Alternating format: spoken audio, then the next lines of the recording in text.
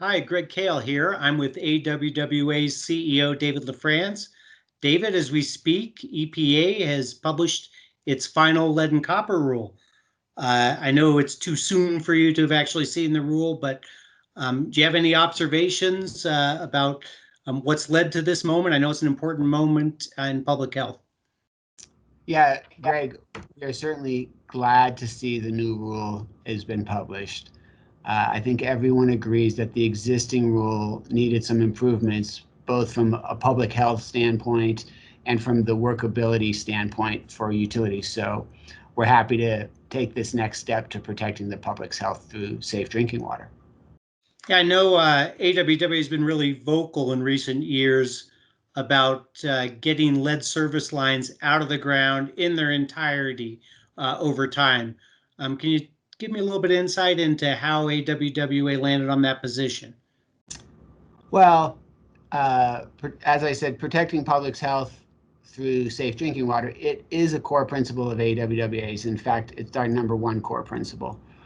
And after the Flint water crisis, we became focused on the importance of removing lead, sources of lead from drinking water. And we had this sort of renewed focus on that, which I think is really important, especially as we prepare for the new rule today. That new rule is certainly going to continue some of the things that we're used to. So, for example, I'm certain it's going to maintain the importance of corrosion control, but it's going to add some other things that I think will be important for us to focus on. So, for example, there'll be the requirement to create an inventory of where your lead service lines are in your system so that you can more readily go about their removal. There's a lot of other requirements that we're going to spend time learning about, but those are just a couple of the highlights I think that I'd shared right now. And I'm sure that communications, transparency, those kind of things are going to be really important as well. So maybe can you give us a little bit of an idea how AWWA is going to communicate the lead and copper rule to its 50,000 members out there and help them implement it in their own communities? Yeah, first we'll probably enlist the help of some of our members who are experts in this area, and we'll unpack the entire rule so that we get it into the pieces that will communicate well.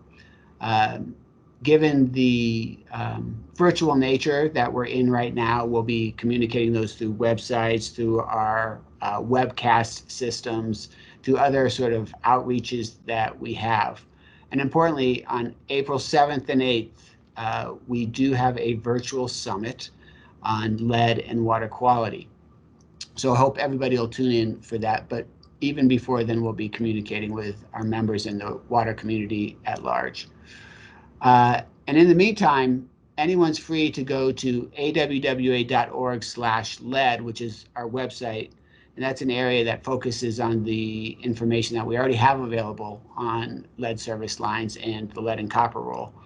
So there you'll find things, a communications toolkit for utilities to use, our standard on lead service line replacement, a manual on corrosion control, and information from one of our partners, the Lead Service Line Replacement Collaborative. Lots of information already exists right there at awwa.org/lead, and I hope everybody will come and look at that, as well as tune in for all the other things we want to share with you.